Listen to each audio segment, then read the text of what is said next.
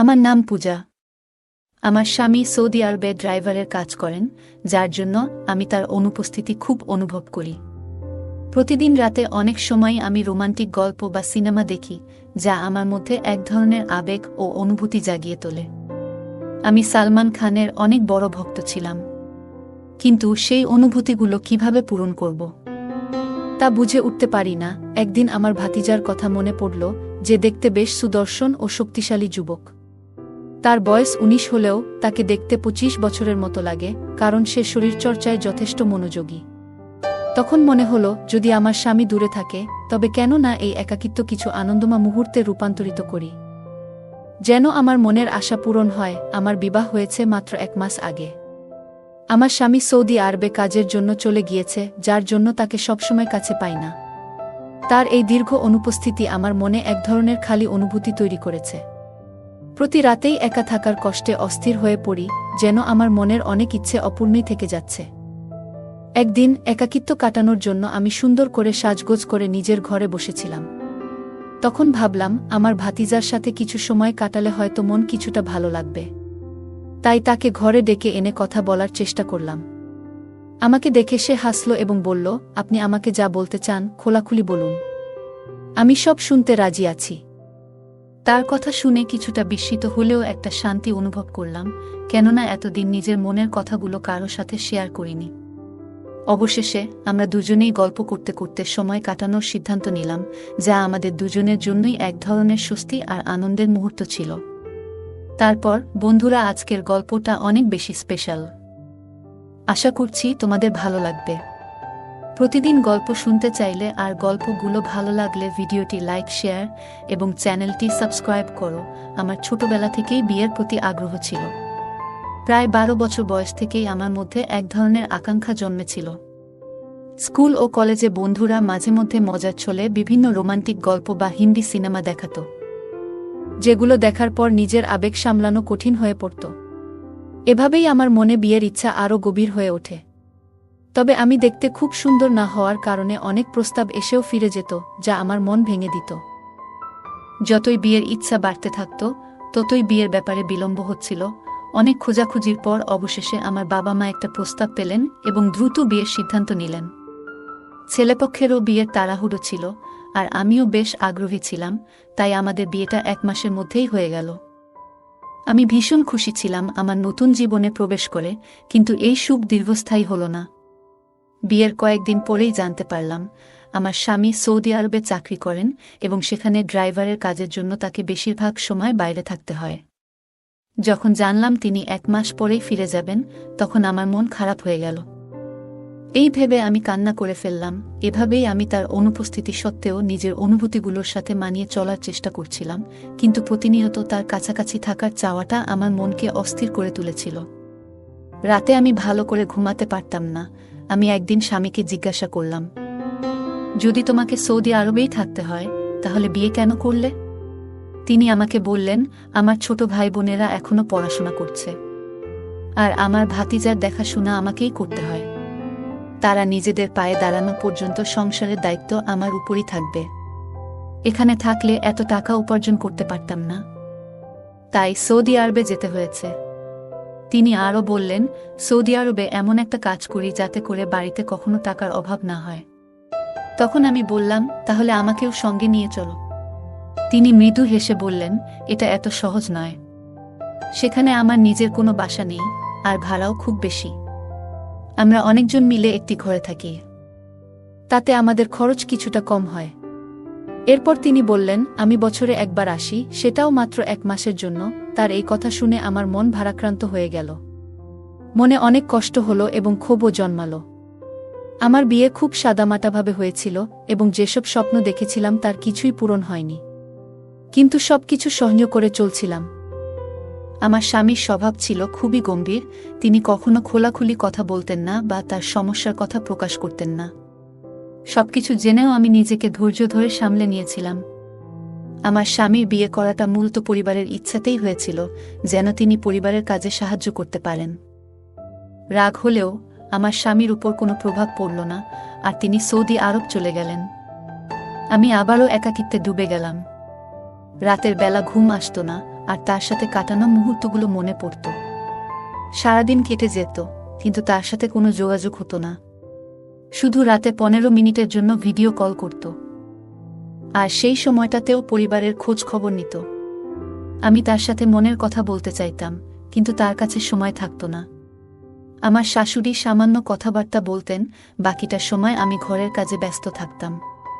তবে আমার ছোট ভাতিজা ছিল, যে মাঝে মাঝে আমার সাথে কথা বলতো। আমার শাশুড়ি রাতের বেলা তাড়াতাড়ি ঘুমিয়ে পড়তেন, যার ফলে আমি আর আমার ভাতিজা ঘরে একা থাকতাম। আর আমার স্বামীর ছোট ভাই বোনেরা বাইরে পড়াশোনা করত। আমরা প্রায় রাতের খাবার একসাথে খেতাম।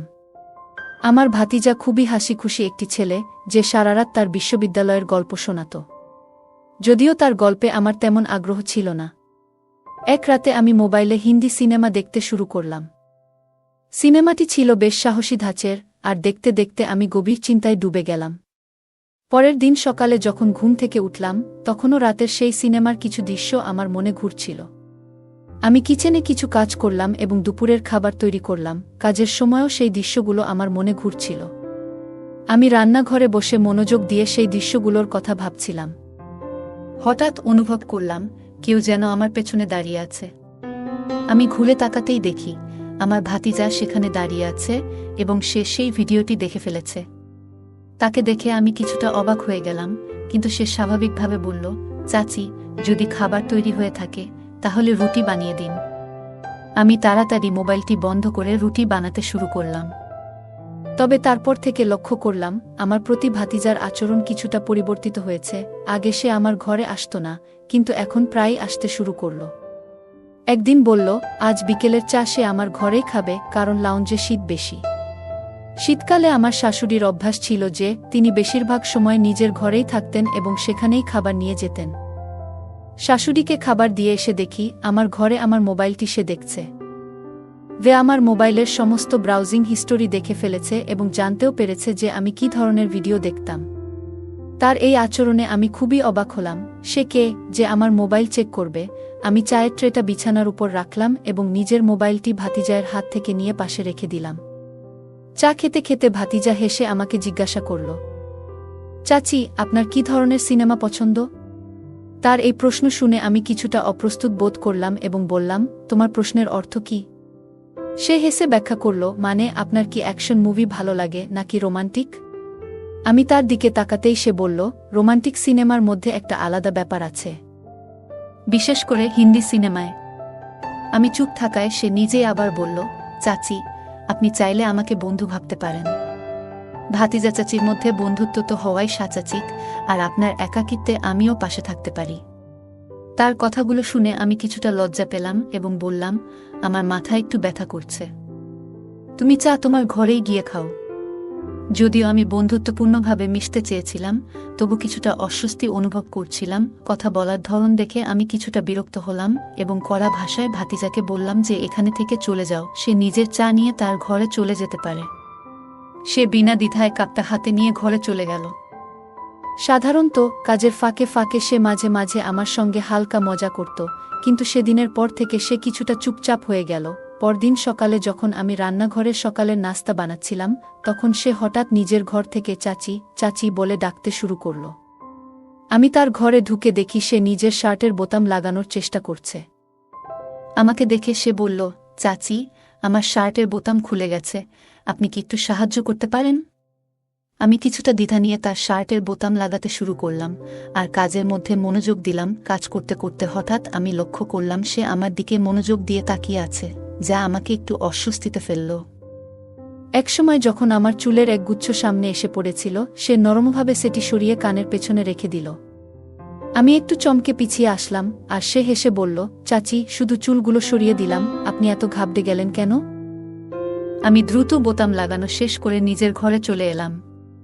আমার মনে কিছুটা অস্বস্তি হচ্ছিল, তবে আমি নিজেকে সামলে নিলাম। আমি অনুভব করছিলাম যেন ভাতিজা আমার কাছাকাছি আসার চেষ্টা করছে, আর এই কারণেই আমি একটু দূরত্ব বজায় রাখতে চেষ্টা করছিলাম। এক রাতে যখন গভীর ঘুমেছিলাম, হঠাৎ মনে হলো কেউ যেন আমাকে গভীর মনোযোগ দিয়ে দেখছে। এই অস্বস্তিতে আমার ঘুম ভেঙে গেল। ঘরে শুধু মৃদু নাইট ল্যাম্পের আলো জ্বলছিল। চারপাশে তাকিয়ে দেখলাম আর ভাবলাম কেন আমার এ ধরনের অস্বস্তি হচ্ছে। তারপর আমার দৃষ্টি ঘরের জানালার দিকে গেল, যা সাধারণত বন্ধ থাকে, কিন্তু আজ খোলা ছিল। আমি একটু অবাক হয়ে গেলাম, কারণ আমি সাধারণত জানালাটি খুলি না। জানালাটি বন্ধ করতে উঠতেই মনে হলো হয়তো কেউ ভাতিজার ঘরে ঢুকেছে, যা দেখে আমার মনে এক ধরনের অজানা ভয় তৈরি হলো।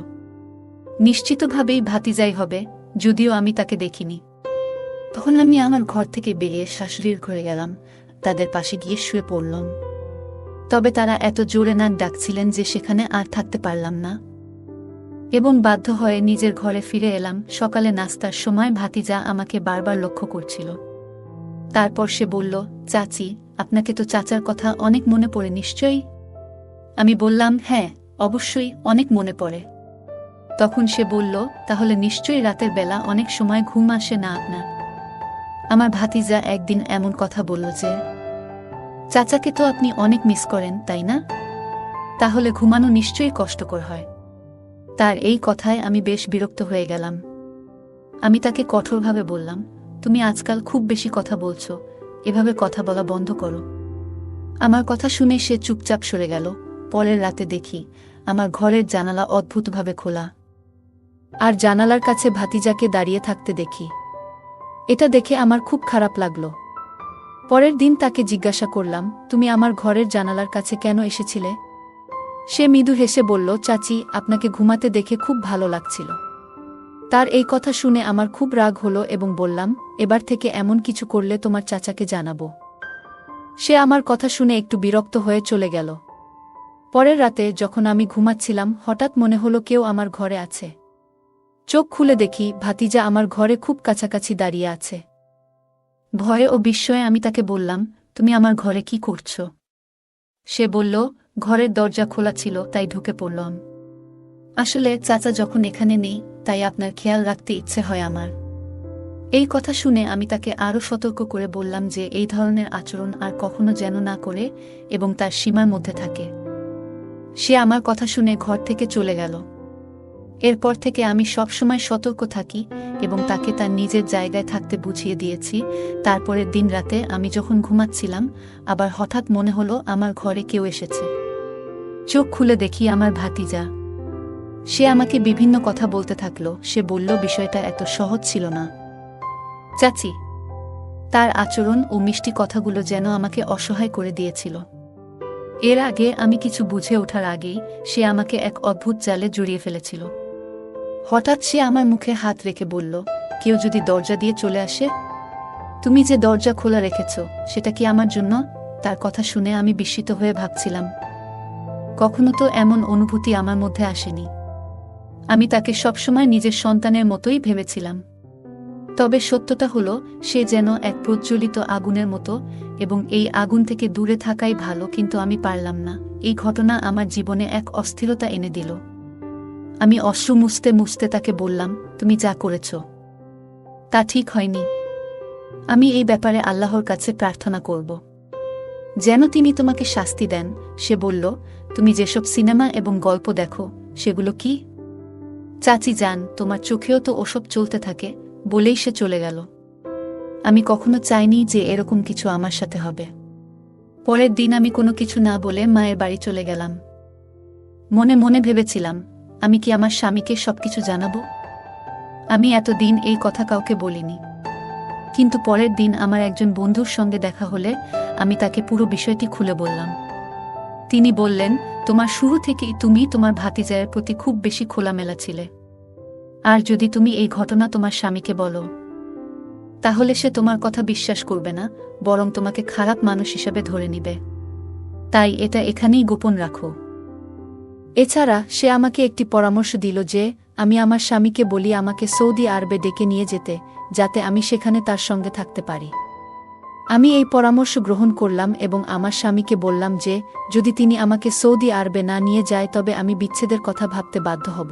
তিনি আমার অনুরোধ মেনে নিলেন এবং আমাকে সৌদি আরবে নিয়ে এলেন। সেখানে এসে আমি একটি স্কুলে শিক্ষকতার চাকরি পেলাম। আমি একটি ছোট ফ্ল্যাটও ভাড়া নিলাম এবং বাড়ির দিকে ফেরার পরিকল্পনা বাদ দিয়ে দিলাম। এই পরিবর্তনগুলো তখন ঘটছিল যখন আমি বুঝতে পারলাম আমার চিন্তাভাবনাগুলো পবিত্র হয়ে যাচ্ছে এবং আমি বেঠিক পথের দিকে যাচ্ছি। তাই আমি মোবাইল থেকে সব অচিত ভিডিও ও সিনেমা মুছে ফেললাম। সময় চলতে লাগলো এবং আমার ভাতিজার বিয়ের সময় আসতে শুরু করল। যখন আমার স্বামী বাড়ি যাওয়ার সময় আমি বললাম, আমি আপনার সাথে যেতে পারবো না, আমি এখানেই থাকব এবং অপেক্ষা করব। আমার স্বামী একা বাড়িতে চলে গেলেন, কিন্তু তিনি সেখানে মাত্র 1 সপ্তাহ কাটিয়ে দ্রুত ফিরে এলেন।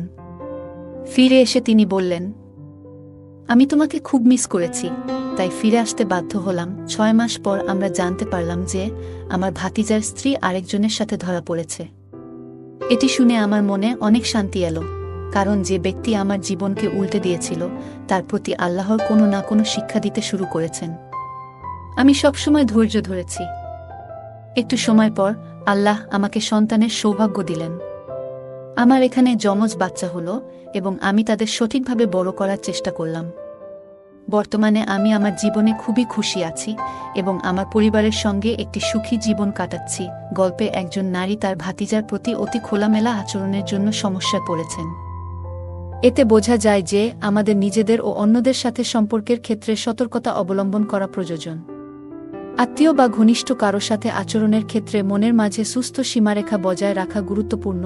গল্পের নারী আল্লাহর কাছে ধৈর্য নিয়ে প্রার্থনা করেছেন, যা তাকে কঠিন পরিস্থিতি মোকাবেলা করতে সহায়তা করেছে। কঠিন সময়ে ধৈর্য ও প্রার্থনা আমাদের মনোবল যোগায় এবং সমস্যার সমাধানে সহায়তা করে। ভাতিজার আচরণকে তিনি এক ধরনের প্রজ্বলিত আগুনের মতো মনে করেছেন এবং পরে নিজেকে তা থেকে দূরে রাখতে চেষ্টা করেছেন। নেতিবাচক সম্পর্ক ও পরিস্থিতি থেকে দূরে থাকা প্রয়োজন, যাতে আমরা আমাদের জীবনে মানসিক শান্তি বজায় রাখতে পারি। গল্পের নারী তার জীবনকে সংশোধন করতে অপ্রয়োজনীয় ভিডিও এবং সিনেমা থেকে নিজেকে দূরে রেখেছেন। তিনি পবিত্র ও আত্মনিয়ন্ত্রিত জীবনের জন্য এই সিদ্ধান্ত নিয়েছেন।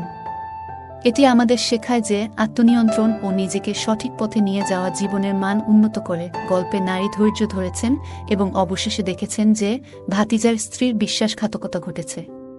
এতে তিনি শান্তি খুঁজে পেয়েছেন, কারণ এটি তাকে মনে করিয়েছে যে আল্লাহ ন্যায় বিচারক এবং আমরা আমাদের জীবনের ন্যায় অন্যায়ের উপর পূর্ণ নির্ভর করতে পারি। বন্ধুরা, যদি এই গল্পটি ভালো লেগে থাকে তাহলে দয়া করে ভিডিওটি লাইক করুন এবং আমাদের চ্যানেলটি সাবস্ক্রাইব করুন। পাশে থাকা বেল আইকনটি প্রেস করুন, যাতে করে আমরা যখনই নতুন ভিডিও আপলোড করি তার নোটিফিকেশন সবার আগে আপনার কাছে পৌঁছে যায়। ধন্যবাদ, দেখা হবে আমাদের পরবর্তী ভিডিওতে।